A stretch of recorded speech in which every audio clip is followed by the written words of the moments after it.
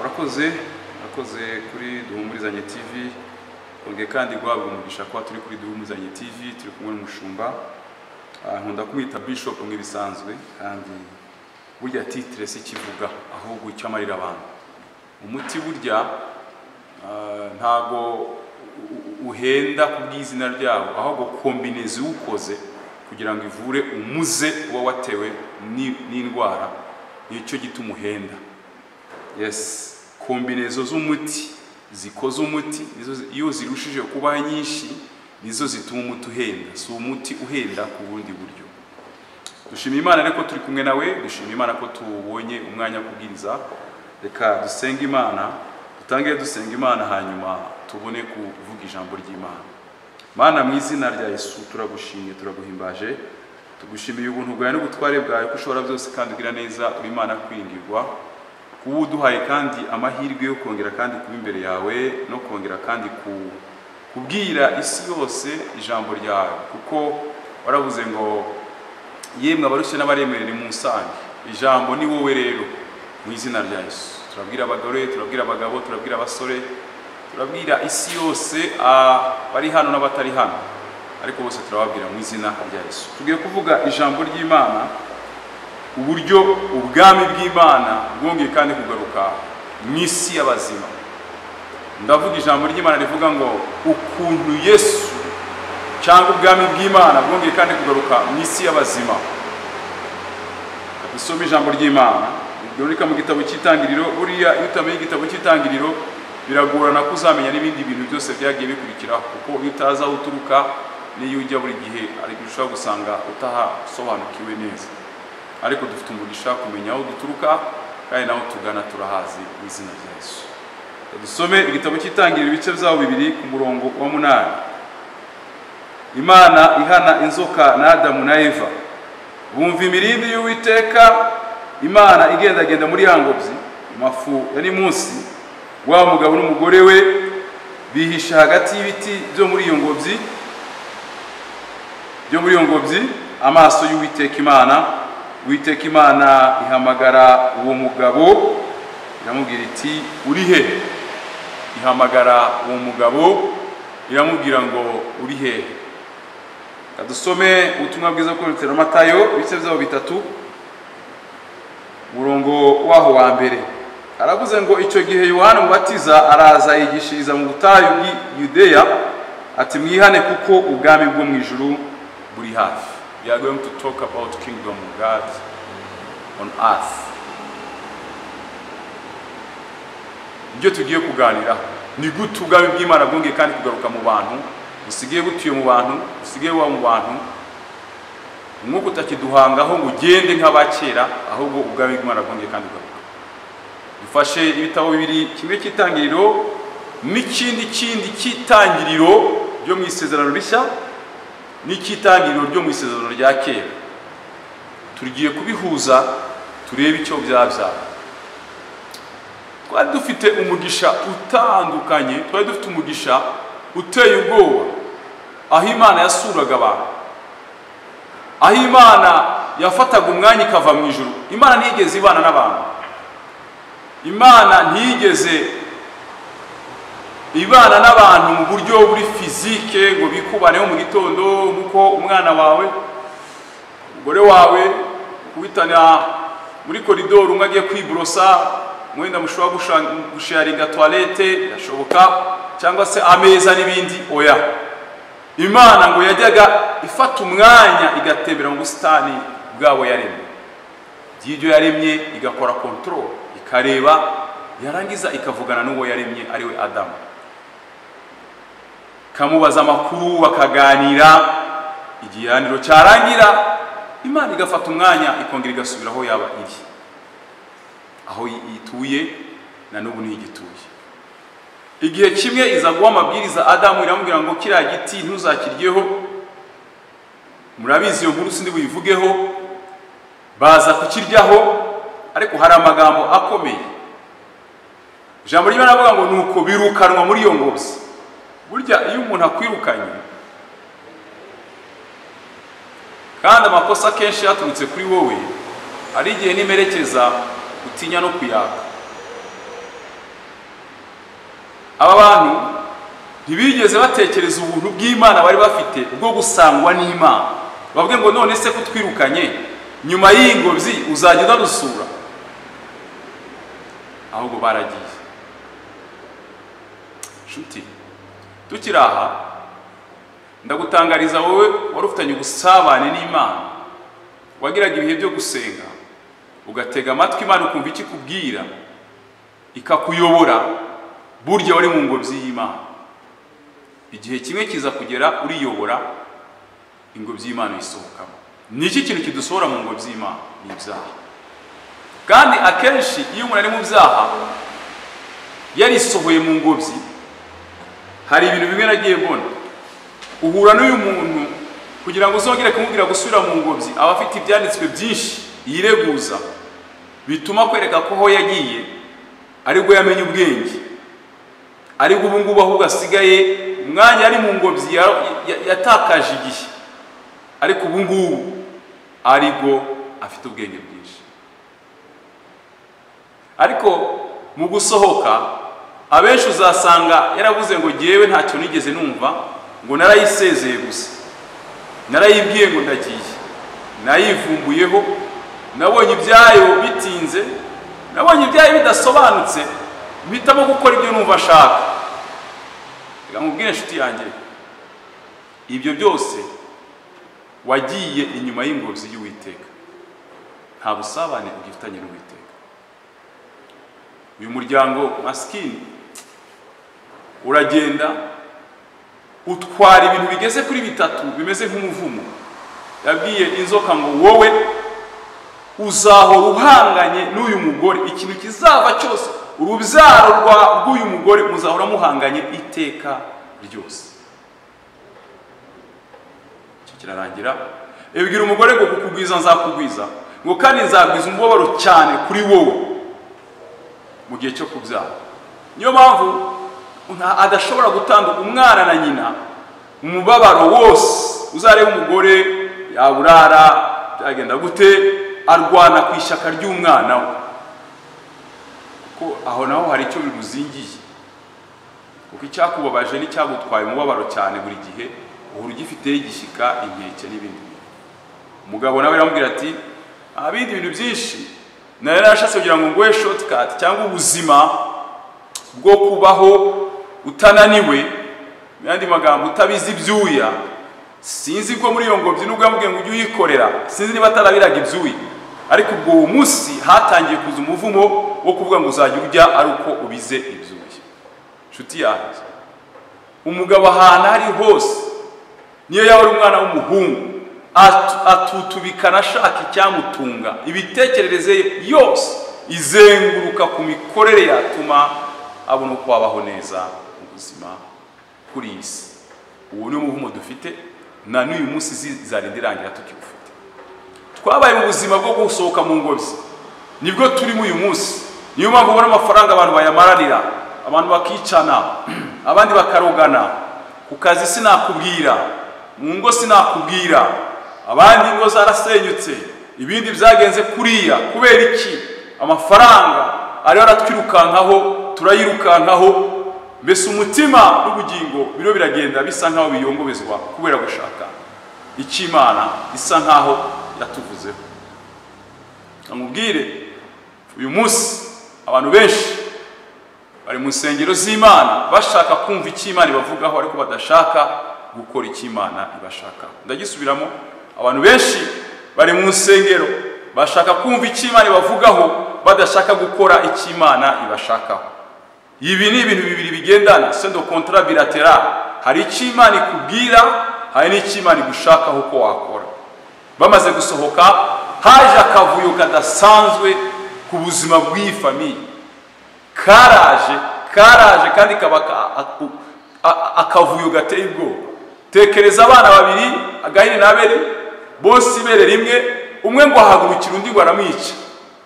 Batangira agahinda. Njya ntekereza navuga ngo mu by'ukuri jenoside ntabwo yatangiye mu Bayahudi cyangwa no mu Rwanda, ahubwo jenoside yatangiye mu gitabo cy'Itangiriro, aho umuvandimwe yahagurukiye undi muvandimwe akamwica, ari abantu basangiye ibere, basangiye se na nyina.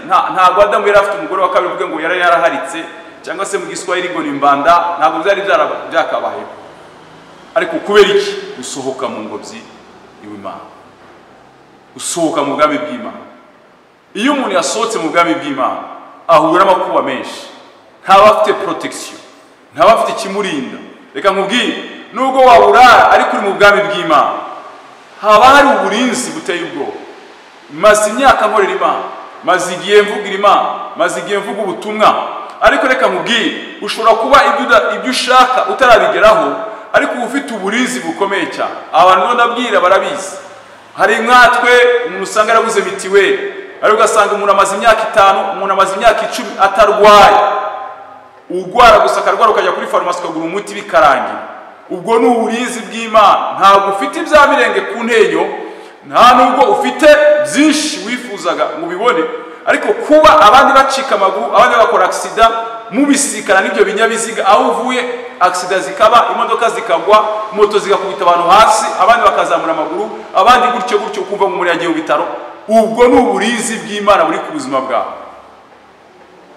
Ni uburinzi bw'Imana. Umugore wawe ntarwara, umwana wawe ntarwara, umwaka ugashira, ibiri gashira, nta bitaruzi. Yewe ni ibitaro.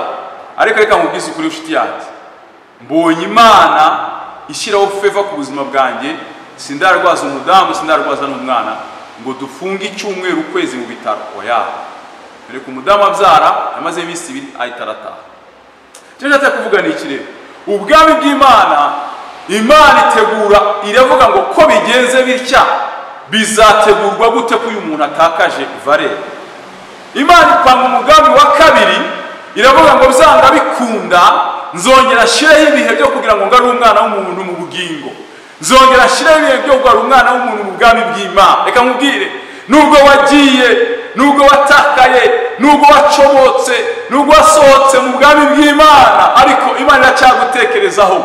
Imana si umuntu. Imana ntabwo ireba nk'abantu. Imana ntabwo ijugunya umuntu nk'uko umubyeyi ashobora kujugunya umuntu. Imana igeze kubwira Yesaya hano, iravuga ngo birashoboka ko ababyeyi baguta, ni ukuri bakongeje bakakureka, ngo ariko jyewe ageze muri Ezekiyeli iravuga ngo nagusanze bigaragura mu ivata, nkuzunyuzeho mbona ngo baho, ndavuga ngo baho, arekura ijambo ngo kandi ngo ageze mu gihe cyo kubengukwa, ngo ni ukuri ndakureba ndakwitegereza, ngo nkujugunyira utwenda kugira ngo umuntu atareba ubwambure bwawe. Imana itandukanye n'abantu. Umuntu mwagirana ikibazo akakureka burundu. Hari imiryango byo duhura nayo ukavuga ngo jyewe mama yarantaye, mukuru wanjye yarantaye, si nyivuga ngo banyumve, ariko siko Imana imeze. Ndakubwira nshuti yanjye, haracyariho ubuntu bwo kugaruka mu bwami bw'Imana, haracyariho ubuntu bwo kugaruka mu byicaro by'Imana. Iyo ntebe yawe nta wundi uzayicaramo, iyo ntebe yawe ntabwo yabaye remplaçable, nta wundi bayiramplace bayicireho undi muntu. Ni wowe ukwiye kuza ukayicaramo, kuko yageneye wowe mu izina rya Yesu. Imana irategurira kugira ngo twongere dupange umupango wa kabiri. Ubwo uyu muntu avanywe mu bwami bw'Imana n'icyaha, ninde muntu uzongera kandi kumusubiza mu bwami bw'Imana? We are going to talk about the kingdom of God, my friends. Ubwami bw'Imana azongera kubusubiramo gute? Wibuke ko icyo Imana yarwanaga nacyo, yarwanaga ku ishusho yayo. Mu gitabo cy'Itangiriro ngo turebe umuntu ase natwe, dusa natwe he, ntabwo ari ku isura, si ku burebure, si ku nzobe, oya, ahubwo dusa n'Imana mu mwuka, kuko Imana ni umwuka kandi abayisenga bakwiye kugusenga mu mwuka. Niko Yesu yabwiye abantu ngo igihe kirageze yuko abantu badasengera ku dusozi, ngo abadasengera mu rusengero rwabo, abasenga data mukuru no mu mwuka. Labrato soko de brada la forever. Abo ngabo nibo Imana, nibo data akeneye kureba mu izina rya Yesu. Dusa na Yesu mu mwuka, dusa na Yesu mu kuri, dusa n'Imana mu mwuka, kuko Imana ni umwuka, ukuri ni Yesu. Iyo turi mu kuri twarumvise ijambo reka tubatura, tuba dusa na Yesu mu izina rya Yesu. Imana ipanga plan ya kabiri. Imana iravuga ngo nzongera kandi gucungura umwana w'umuntu. Mu gitabo cy'Ibyahishuwe aravuga ngo nuko Yohani ngo abaritegereza, ngo abona cya gitabo nta muntu ukibumbuye, abona cya gitabo nta muntu n'umwe ubonetse mu bizima, ntiyaboneka mu bakuru, ntiyaboneka mu bamarayika. Aravuga ati imibabaro ntabwo twayemera, dore n'abandi ba mbere barakubiswe baramanuka, bamanukana na Satani, twebwe ntabwo twashobora. Ngo ariko intare y'umuryango wa Yuda irahaguruka iravuga ngo ngiye gucungura umwana w'umuntu. La kotela forebre de sokori amanda la fe. uruwigitangaza Yesu. Abo mu ijuru barabihamya bati ikuzo n'ishimwe ni ry'umwana w'intama, kuko ariwe wa Haleluya. Aravuga ngo ngiye gucungura umwana w'umuntu, aravuga ngo pay morte at any cost, nzamucungura. Yesu ashimwe cyane. Aravuga ngo ubwami bw'Imana, agitangira kuvuga ubutumwa bikimara gutangira, Yohana binteguza aravuga ngo nimwegere, dore ubwami bw'Imana burabegereye. Bongera gutanga amatangazo, Imana bongera gusubira muri rotation yuko Imana iza gushaka umwana w'umuntu. Nkuko byari mu itangiriro, Yesu ava mu ijuru aza gushaka umwana w'umuntu. Haleluya. Birongera kandi birasubirana. Niba navuze ngo ni igitabo cy'itangiriro cy'isezerano rya kera, ni igitabo cy'itangiriro cy'isezerano rishya. Imana isubije ibintu kuri ordre, yongeye kuva mu ijuru ije ku isi, ije gushaka umwana w'umuntu. None kuko le moma uyu mwana w'umuntu cyangwa se iyi Imana imanutse ari we Yesu Kristo, aje kubana nabo, aje kurarana nabo, aje gusangira nabo imibabaro n'ibintu byose. Ngo avuka muri eta ziri normal. Yashobokaga ko Yesu yamanuka nk'umuntu uvuye mu ijuru, ariko no, Imana iravuga ngo agomba guca umugore, ariko icyo tuzamutwikiriza ni imbaraga zisumba byose. Ubwami bw'Imana, ubwami bw'Imana, ubwami bw'Imana. Ndagira ngo mbwire ngo uyu munsi ubwami bw'Imana buri buragenda hagati muri twebwe. Ntabwo hari ahantu precisement bavuga ngo n'ubwami bw'Imana buri. Oya, yaravuze ngo abazemera amagambo yanjye bakayitondera, abo nanjye nzabwira Data tumanuke tuze tubane muri bo. Ubwami bw'Imana twe tugerana kabode y'Imana. Imana iravuga, ikatwereka, ikatuganiriza mu buryo buhambaye. Simvuze ko ari ngegegere gusa n'abandi bakozi b'Imana, kuko ngo abamwemeye bose, ngo kuko ibyari bimwuzuye, niko Yohani yavuze, ngo yabiduhaye natwe. Ubwami bw'Imana. Yesu ashimwe cyane. Ubwami bw'Imana. Yongera kandi Yesu kugarura systeme yo gushaka icyari cyarazimye. Abafarisayo n'abandi bantu bajyaga bavuga ngo ariko kuki wicarana n'indaya, ukicarana n'ibisambo, ukicarana n'abanywi? Yesu arababwira ko ati kugirewe icyanzanye ntabwo ari ugushakwa abazima, naje gushaka abarwayi. Dufite umuze twari twarakuriye kuri Adamu. Uyu muze nta kindi kintu cyagombaga kuza kubaho atari ukumeneka kw'amaraso y'umwana w'intama Yesu Kristo, kugira ngo aducungure. Kuko ayari yaramenetse yari ayaberi. Mu Baheburayo aravuga ngo kuko dufite amaraso y'agaciro aruta yaberi kuvuga imbere y'Imana, ngo turashinganye kandi ibyo tuzasaba byose mu marayo maraso, muri mu maraso Yesu Kristo, byose ngo Data azajya agira gute, azajya biduha. Nshuti muvandimwe, Imana yaje kugushaka. Wibuke wa mwana w'ikirara yabwiye se, arabwira se ati girewe Data, ndumva ashaka umunani wanjye.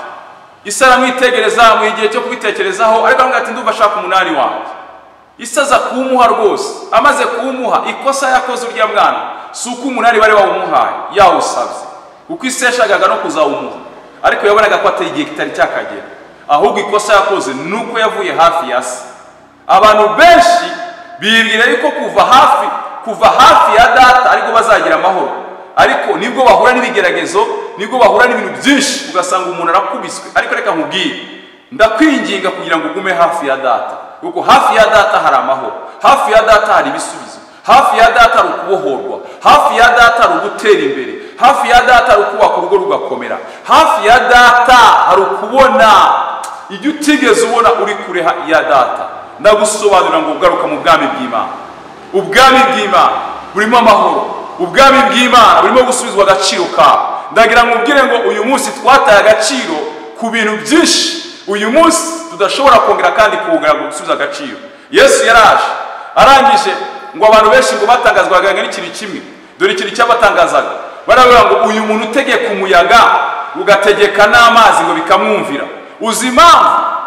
Yesu yarataratakaza ubumana, natwe twari twarahawe ngo ibintu byose tubitegeke.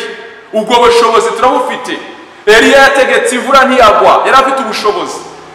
Mose yamenaguye amazi arigabanya, ubwo bwari ubushobozi tugenda dutakaza.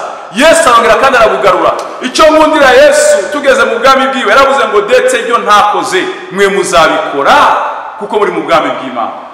Ndagira ngo hari ibitangaza byinshi Yesu atakoze kandi yasize abivuze, aravuga ngo ibyo ngewe ntakoze ni ukuri mwe muzabikora. Iryo ni ijambo ry'ukuri. Nshuti, uzabikora ryari? Uri mu bwami bw'Imana. Ariko uri hanze ntibizashoboka. Hanze hari amarira, hanze hari ukunanirwa, hanze hari ugutsindwa, hanze hari ukuyoba, hanze hari ugutakaza umwana, hanze hari ugusubira mu byaha, hanze yereka nkubwire hari ukwandagara kudasanzwe. Nagira ngo nkwibutse yuko ibyo twari twaratakaje byose Imana yongeye kandi kubisubiza muri Yesu Kristo. Iramubwira ngo ngaho subirayo, Yesu ashimwe cyane, ugende ubimpera abana banjye bwa bushobozi bwose. Ndangirije ahamubwira ngo Imana si umuntu ngo ngwibeshye, kuko icyo yavuze no kugisohoza izagisohoza. Nshuti y'Imana, ubwami bw'Imana burakwegereye, buriho buragendagenda, buracyashakisha, ubuntu bw'Imana buracyatembera. Yaravuze ngo yemwe mbahaye uburenganzira mugende isi yose. Matayo 28:16, reka tubasome. Matthew 28, Matayo 28 ku murongo wa 16, reka tubasome. Havuze ngo iki? Nuko abigishwa 11 bajya i Galilaya ku musozi Yesu yabategetse. Bamubonye baramupfukamira, ariko bamwe barashidikanya. Nuko Yesu arabegera avugana na bati, nahawe ubutware. Aha, dore ijambo kandi twongeye kugarukaho. Mu bwami bw'Imana habiki haba ubutware. Ubutware Adamu yari yaratakaje, Yesu yongeye kubugarura, kuko Adamu wa kabiri niwe Yesu. Uwa mbere yari yatakaje ubutware. Imana yari yamuhaye ubutware, yamubwiye ngo genda utegeke, genda uyobore, genda ugire ibyo ukora. Ariko ibyo byose binaniranye, Yesu agaruka ari mu ishusho ya Adamu musha kugira ngo ategeke, yongere kandi aduhe ubutware. Yavuze iki? Yavuze ngo nahawe ubutware bw'isi yose. Ntabwo yahawe ubutware bwo muri Aziya, ntabwo yahawe ubutware bwo muri Middle East, ntabwo yahawe ubutware bwo muri Afurika. Oya, ubutware si ubw'abaperezida, ubutware si ubw'abami. Yaravuze ngo jewe nahawe ubutware bw'isi yose ndetse n'ubw'ijuru, ndawubahaye kandi namumugende. Yesu ashimwe cyane. Nagira ngo mubwire ngo tugiye gusengana Imana muri aka kanya. Hari ubutware watakaje. Burya icyaha ikintu gitwara ku muntu, reka mubwire, ntabwo icyaha kizatwara inzu, nubwo yego bishobora kubaho, ariko tageti y'icyaha ni ukwambura umuntu ubutware. Kandi iyo umuntu abuze ubutware aba apfuye mu isi, kuko Imana yaturemanye ubutware bwo gutegeka umuyaga, bwo gutegeka izuba. Mwibuke igihe kimwe Yosuwa ngo abonye bugiye kwira, bugeze ari mugoroba, yaravuze ngo wazuba uhagaze aho ngaho. Sibizi ko uyu munsi hari umuntu wakwiyandagaza abwira izuba ngo buhagaze aho ngaho ngo turinde dukora igitaramo. Uko ni ukubura ubutware. Ariko Yesu arababwira ngo nahawe ubutware mu izina rya Yesu bwo mu isi no mu ijuru. Yesu ashimwe cyane. Bivuze ngo Matayo 16:19 haravuga ngo icyo muzafunga mu isi ndetse no mu ijuru kizaba gifunzwe, icyo muzafungura mu isi no mu ijuru kizaba gifunguwe. Ubwo ni ubutware yadusigiye. Nta kindi kintu Imana yabonye umuntu ataye ubutware, yongera kandi kugarura inzira yo kuzongera kandi kubona ubutware. Ndakwibutsa yuko umuryango w'ubuze ubutware, mushuti wanjye, ibibazo bikomeye cyane. Ariko uyu mugoroba, as we are going to pray, ubu tugiye gusengana, ndifuza ko Imana ikugarura ubutware bwawe. Kera wari umugabo nyamugabo, kera waravugaga bigacamo, kera warasengaga bigacamo, ariko kubera kuruzinga ubutware, reka nkubwire, buri ubutware butandukanye. Mu Cyongereza authority and power, aya ni amagambo abiri atandukanye, very different, total different. I'm telling you, ubutware, power and authority. Ubutware ni authority. Authority reka nyigusobanurire neza. Ntabwo umuntu atinya umupolisi wa traffic police ari mu muhanda, ahubwo abatinya umwenda yambaye. Kuko uwo mupolisi muramutse muhuye adambaye umwenda rwose agahagarika imodoka mwamwita ko ari umusazi. Ariko umupolisi yaba mugufi yaba muremure, atagira urutege, atagira imbavu, ndavuga mu kuba ijeya apfa kuba yambaye iriya jire ya traffic n'iriya myenda abafite agafirimbi ahagarika ikamyo y'ubushoferi iturutse mu Mombasa cyangwa Kenya, nubwo yaba ari Magura, nubwo yaba ari Kanyama, aravuga ngo kubw'umwenda yambaye ngomba kumwubaha, agaparika hariya kubera ko afite autorité. Afite iki? Afite autorité. Power rero abantu benshi mu isi kuko bamaze kubura autorité barwanira power. Yes, power ni physical. Ariko reka mubwire, uyu mugabo witwa Yesu yaravuze ngo mwese mugenda amahanga yose mubwiriza ubutumwa. Ikintu cyasekeje ni kimwe, ntago yigeze adusigira visa kandi yarazi ko immigration zihari. Niyigeze adusigira passport byuza avuga ati mbasigiye ikigega cy'amafaranga muzajye mufatamo amafaranga muguremo passport mugende. Ariko yes, I salute you. You are a good man, you are a great man. Higher, higher and higher. Aravuga ngo nahawe ubutware, maze kubasobanurira difference ya authority and power. Power ni imbaraga z'umubiri umuntu yexersa akazikoresha cyangwa se amafaranga, ariko authority ni igitinyiro umuntu agira kubw'icyo igihugu cyamugize cyangwa Imana yamugize. Wibuke Yesu aho naho mugabo ngo wararaga mu marimbi yaravuze ngo duhuriye mwana w'Imana, kandi Yesu nawe yigeze avuga ngo sohoka daimoni. Oya, barahuye gusa. Reka mubwire, you need authority in this kingdom. The third thing you lose, the third thing you are lacking today is not a power, is authority. I prophesy upon your life, you man, you woman, wa mugore wa mugabo we, icyo wabuze ubutware.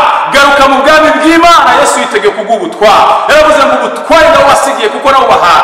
Murongo wa 17 nuko Yesu arabegera avugana nabo, nawe ubutware bwo mu isi no mu ijuru nuko nimugende muhindura abantu bo mu mahanga yose abigishwa mu mahanga yose abigishwa mubabatize mu izina rya Data wa twese n'Umwana n'Umwuka wera. Reka mubwire abagabo nuza gusoma mu bice byabo bya 6 mu byakozwe n'umwa ngo barabafashe barabakubita ngo bareba ubutware bafite, bareba authority bafite, ngo ariko ngo baratekereza ngo ko abantu batiza amashuri ngo abantu ngo baragenda bahindura abantu gute, ngo ariko ngo bibuka ko babanye na Yesu. Hallelujah.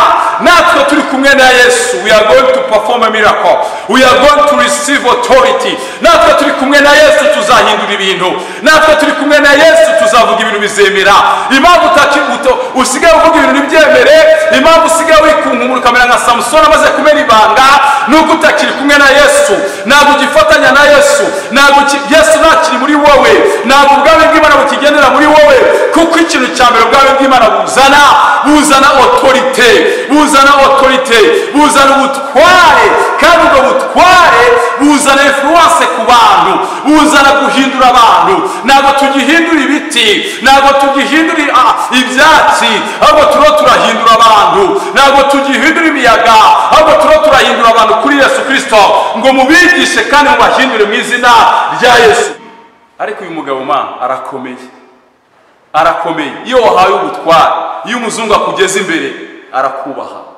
Iyo wahawe ubutware, iyo umunyakanada akugeze imbere arakubaha. Iyo wahawe ubutware, umukongomani yakugeze imbere arakubaha. Iyo wahawe ubutware, umugani yakugeze imbere arakubaha.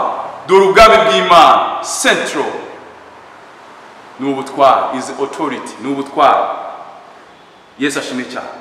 Ngo kandi ngo yose mwigishe mubatize mu izina rya Data twese n'Umwana n'Umwuka wera, mubigishe kwitondera ibyo nababwiye byose, kandi ndi kumwe namwe iminsi yose kugeza ku mperuka. Icyo nkundira Yesu, nyuma y'ubwo butware yadusigiye, ari kumwe natwe.